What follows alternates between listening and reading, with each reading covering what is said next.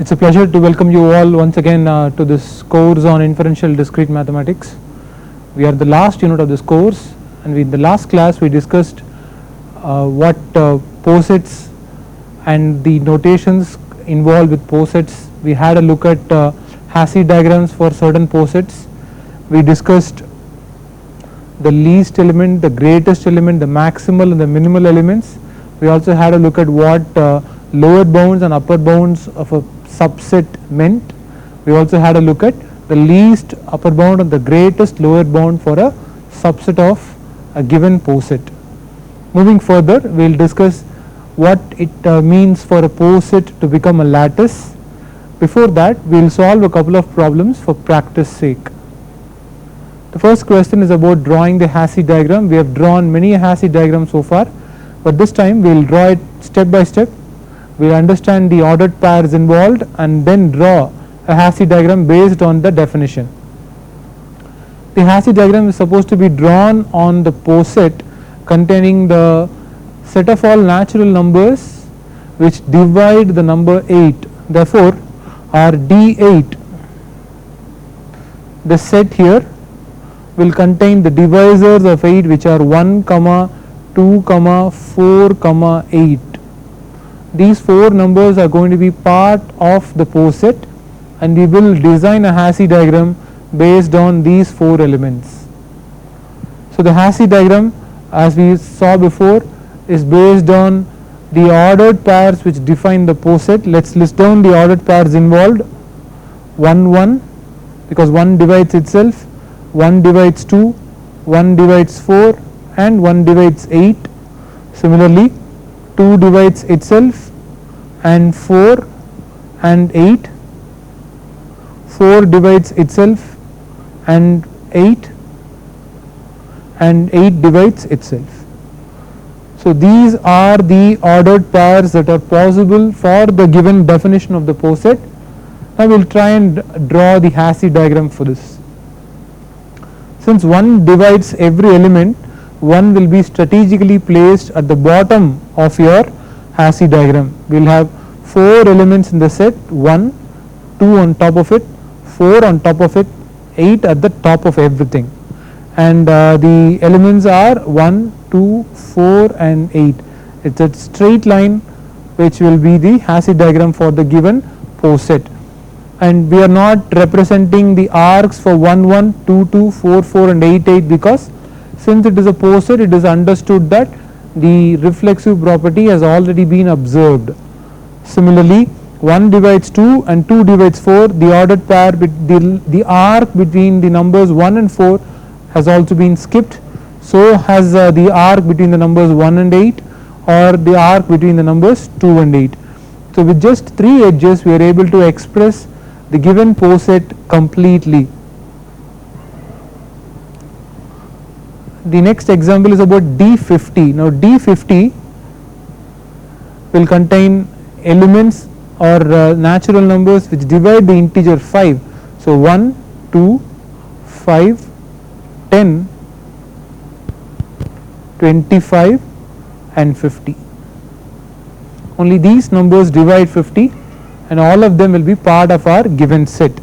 So to write down the Hasse diagram, we will have 6 elements in the Hasse diagram. 1 will be at the bottom of it all, because 1 divides every other number.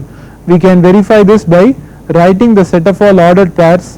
1 divides every number, so 1 1, 1 2, 1 5, 1 10, 1 25 and 1 50. 2 2, 2 divides only 10 and 50, the other 2 numbers. 5 divides itself, 5 divides 10, 5 divides 25 and 5 also divides 50. 10 divides itself, 10 divides 50, 25 divides itself, 25 divides 50 and 50 divides 50 alone and nothing else. So when we draw the Hasse diagram, it is obvious that 1 will be at the bottom of this Hasse diagram, 1 will be at the bottom. 2 and 5 do not divide each other, so there is no relation between those two. So So 2 and 5 may be marked at the same height from 1, and both 2 and 5 divide 10. So 10 is at a common height above. 10 doesn't divide 25, but 5 divides 25. So 10 and 25 are at the same height, and all of these numbers divide 50. So 50 is at the top. So when we draw the Hasse diagram, these will be the lines. I'll mark this as 2, this as 5, this as 10, and this as 25, and the one on top as 50. Now when I draw the numbers, draw the arcs, it will be obvious that we are forming a nicely represented poset.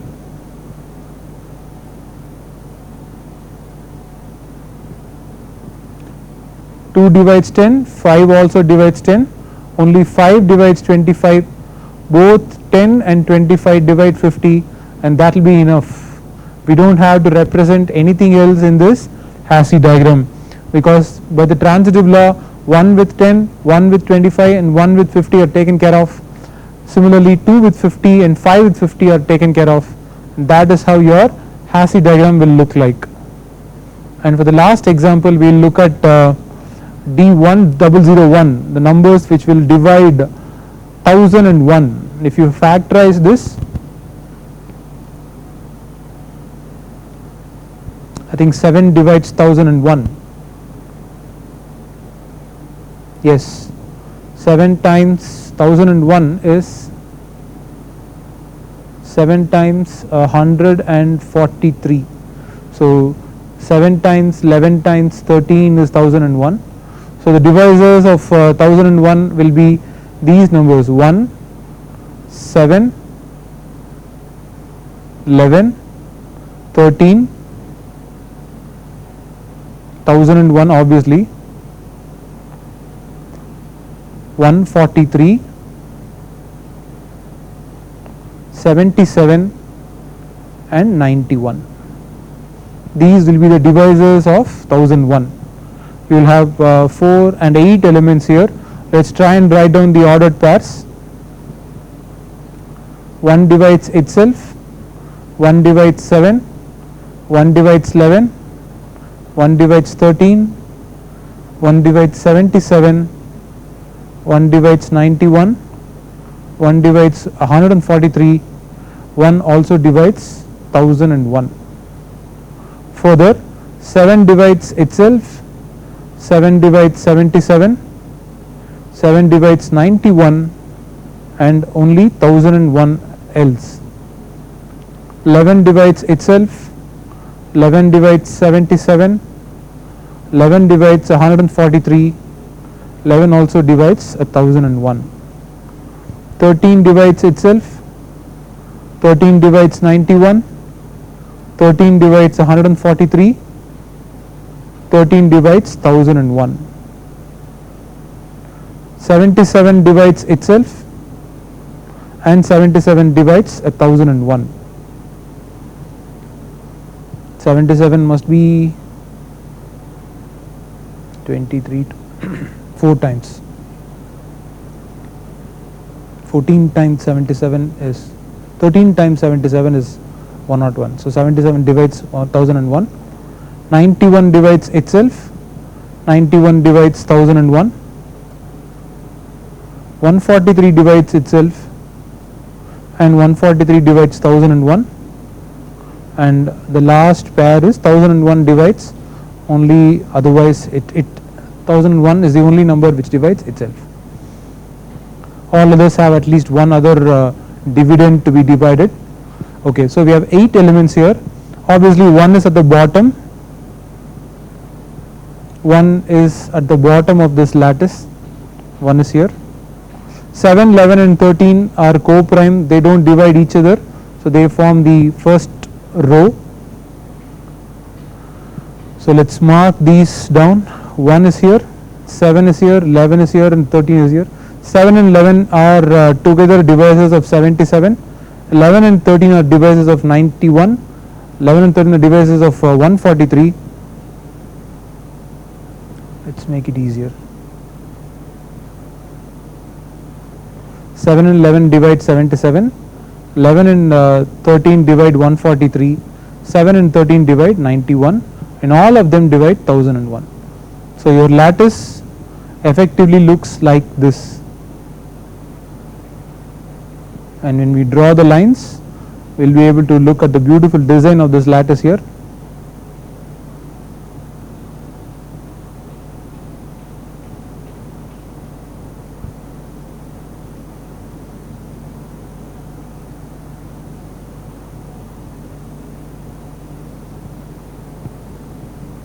That will be how this lattice is positioned. 7 divides 77, 7 divides 91, 13 divides 91, 13 divides 143, 11 divides 143, 11 also divides 77, and 1001 divides 1001 is divided by all of them. That is why it is at the top of this lattice of this Hasse diagram. So we have also had a look at the first type. We have revised how to draw Hasse diagrams for each of these posets, and now we will introduce two major notations, one for the least upper bound and one for the greatest lower bound of any two elements. Now the least upper bound of any two elements A and B, suppose it is present in the poset itself, is what we will call as A join B, and we will denote it by this. This is similar to the disjunction that you learnt in the first unit on logic, but here we will call it as the join of A and B. Similarly, the greatest lower bound of A and B, referred to as the meet of A and B, will be denoted by this. This symbol again is what you might have learnt already as the conjunction between two statements. Here in Boolean algebra and lattices we will call it as the meet of A and B. And based on that, let us solve a couple of problems. The first question is about the poset D30, where two elements are related if one divides another. The first question is about all the lower bounds of 10 and 15. All lower bounds of 10 and 15. Now one good way will be to write down the Hasse diagram of this poset, and then we can move on from there. One forms the bottom rung, one divides every other element, one divides every other element,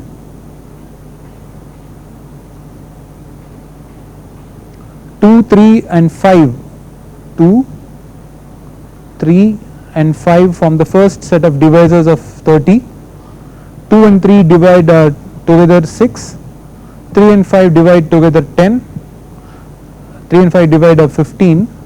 Let me reposition these letters.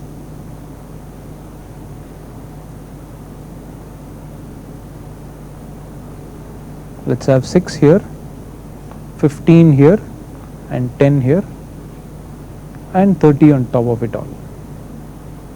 Let us move 1 to a different place. Let us have 1 here. Okay. So 2 and 3 together divide 6, 3 and 5 together divide 15, 2 and 5 together divide 10, all of them divide 30, and that will be how your lattice will look like.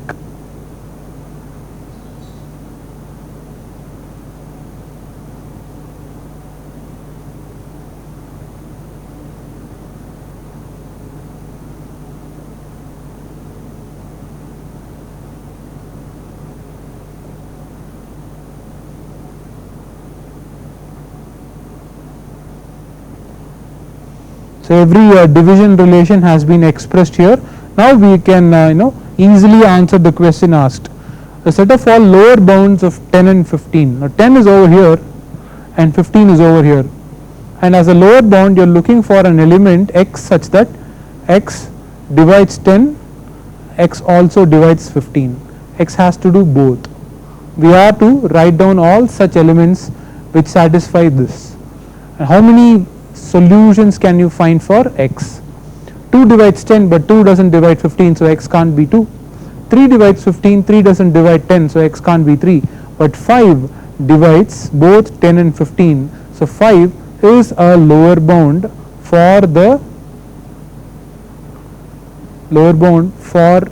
set containing, for the set only 10 and 15. not only 5, even 1 divides both 10 and 15. So x is equal to 1 is also a lower bound. So we have the lower bound, the set of all lower bounds containing only two numbers, either 1 or 5. No other number can be a lower bound for both 10 and 15. 2 is a lower bound for 10, but 2 is not a lower bound for 15. 3 is a lower bound for 15, but not for 10. For the common elements are only 1 and 5. The lower bounds are 1 and 5. Find the greatest of the lower bounds. Now we saw that there are only two lower bounds, 1 and 5, for the two numbers 10 and 15. Which of these is the greatest? Let's recall the definition of the GLB, or the greatest lower bound, which we discussed in the previous lecture.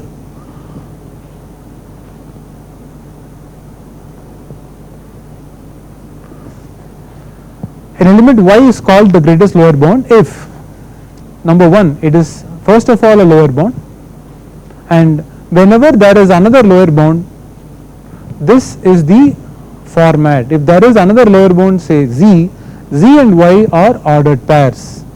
Recalling that definition, you can see here that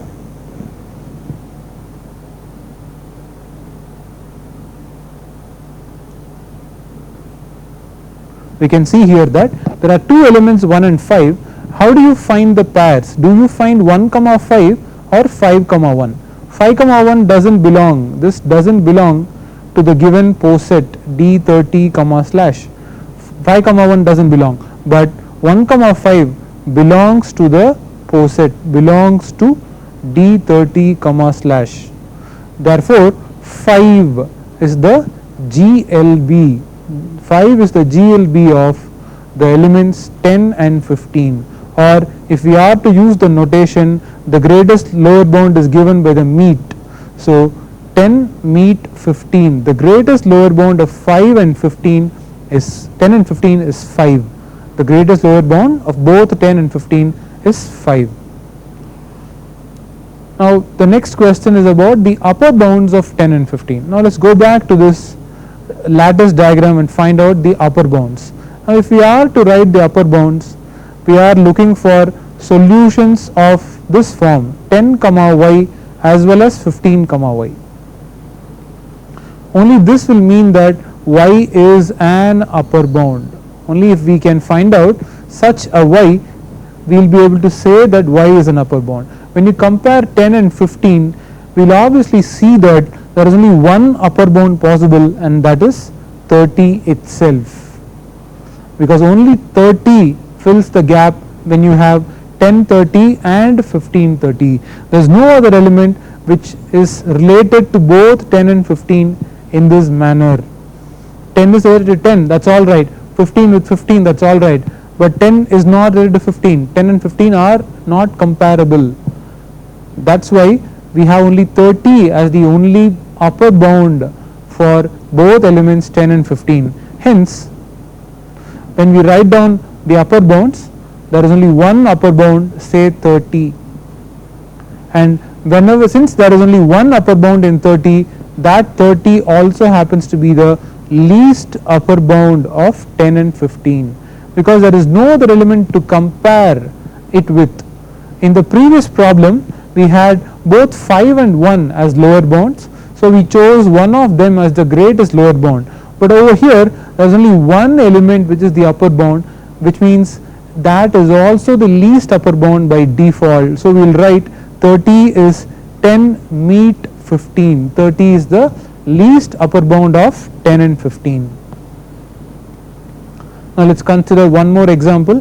Find the GLB and the LUB of the set. This time we are not talking about a pair of elements, but we are talking about an entire set. Of the set 3, 9, 12 in the poset z plus under division. Z plus under division is the set of all natural numbers under division, which means we will consider only numbers 1, 2, 3 up north. All positive integers are usually covered under the set of all natural numbers. So we are having the set of all natural numbers as the set on which we are defining a relation by saying A is related to B if A divides B again.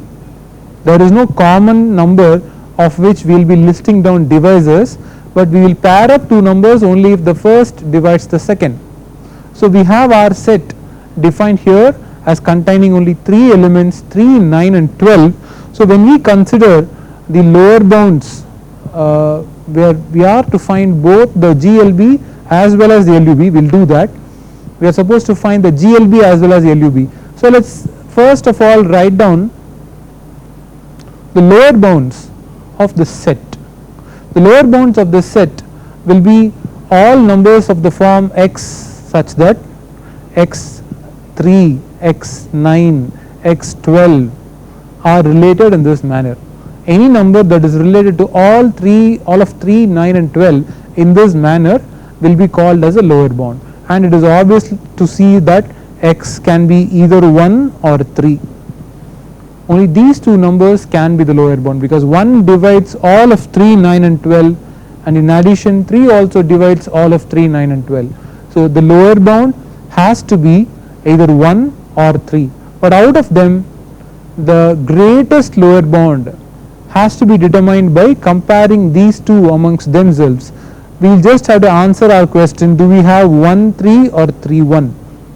We don't have 3 1 because we cannot have 3 1. 3 doesn't divide 1, but 1 divides 3, which will imply the GLB of the set, GLB is the number 3, because any other lower bound that you find is the lower bound of 3 itself, and that is why you have this. We can always go back and verify the definition of the lower bound.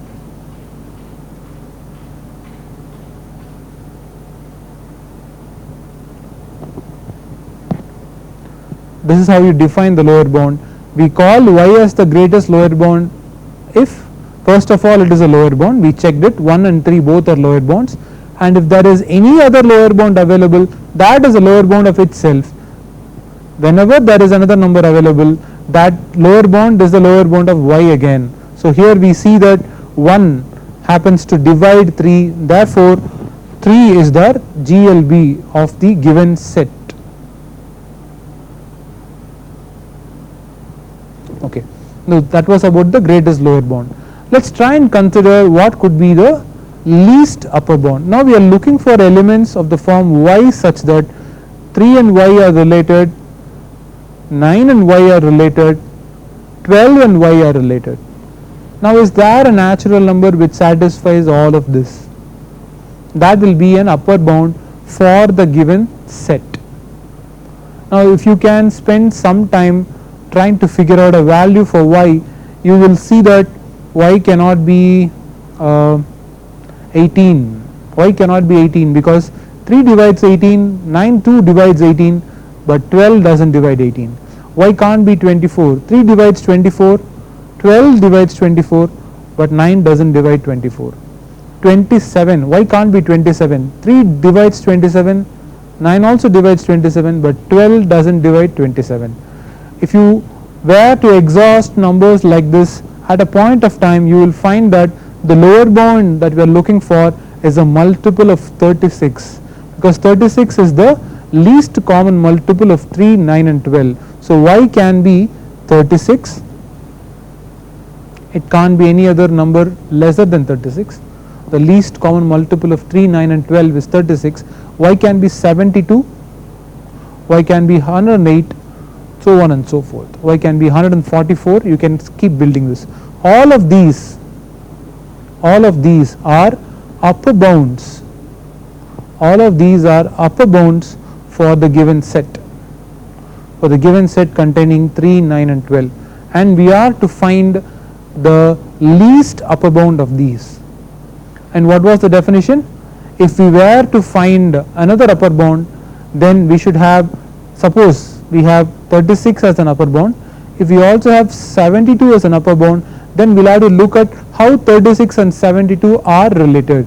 Now we will find out that 36 divides 72, you have this, but 72 does not divide 36. This is not part of the relation, so this will not happen, but this will happen. Since 36 divides 72 and 36 itself is an upper bound, we can conclude that 36 is the least upper bound of the set 3, 9, 12. So you can find a pattern here. When you have a set of numbers that form a pose set like this, the GLB of the set will happen to be the greatest common divisor of all numbers. The greatest common divisor of 3, 9 and 12 is 3 itself, and that is why 3 happens to be the GLB. Similarly, the least upper bound of the 3 numbers happens to be the least common multiple. The least common multiple of 3, 9 and 12 happens to be 36, and that's why 36 is the least upper bound for the given set. Let's try one last example before moving into the next topic.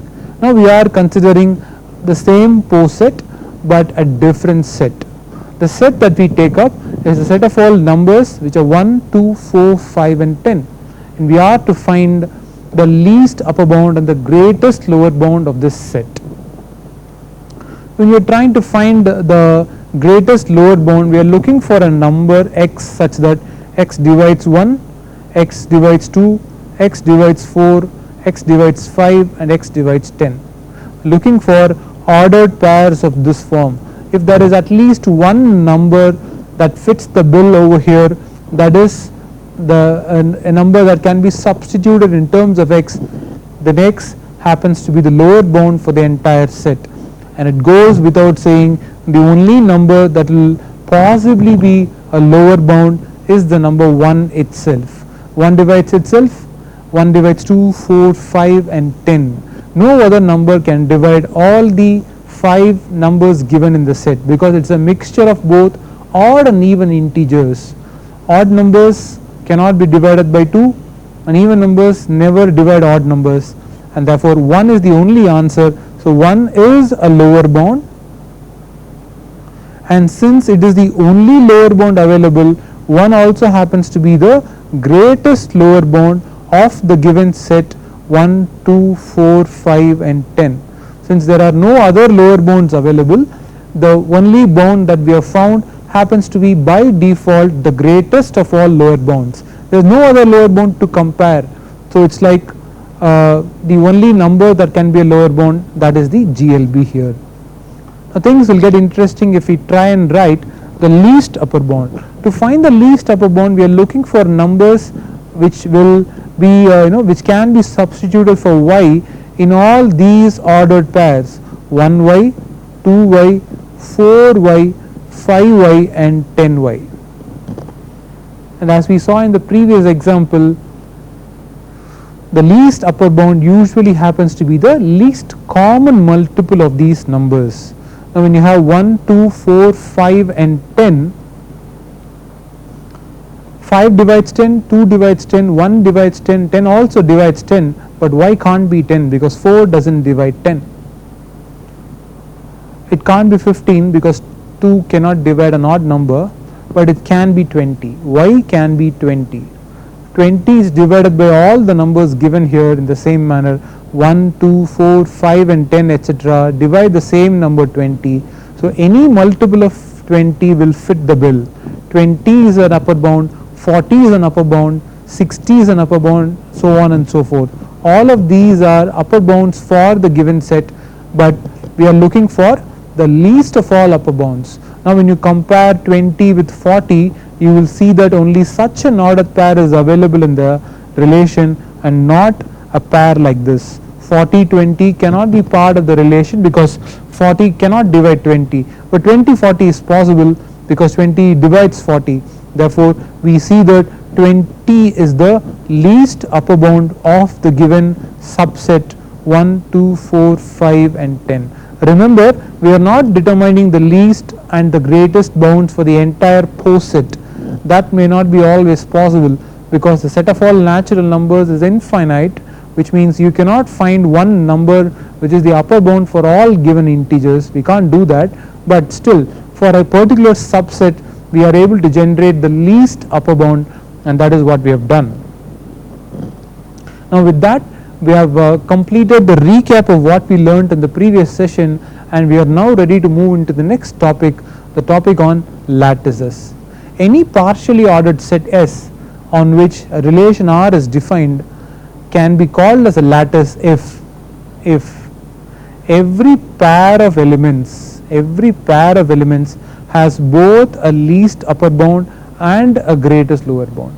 In the previous examples, we have considered subsets of different sizes, and in each cases we have tried to find out what the LUB and the GLB are. However, the status of a lattice is awarded to a poset if the LUB and the GLB can be defined for any pair of elements, any two elements randomly selected from the given poset. Such a poset is what we will specially call as a lattice, because you will figure out later that the arrangement, the spatial arrangement of the poset is special if the poset is also a lattice. Such special posets are classified under the name lattice, and this is how you identify a lattice. Any two elements A and B will always have both an LUB and a GLB clearly defined, and we have given you an example right away. The elements 1, 2, 4, 8 and 16 under the relation A divides B do form a lattice. To help you understand this better, I have listed down all ordered pairs that are possible. 1 divides itself, 1 divides 2, 4, 8, 16, 2 divides itself, 4, 8 and 16, 4 divides itself, 8 and 16, 8 divides itself and 16, 16 divides itself alone. Now, just like what we saw in the previous example, the LUB and the GLB can be easily found out. The LUB will happen to be the LCM of A and B. The GLB will happen to be the GCD of the numbers A and B. So whenever you are given a pair of elements and you are asked to find both these bounds, it is enough if you can just find the LCM and the LCM and the GCD of the pair of elements. Now I'll quickly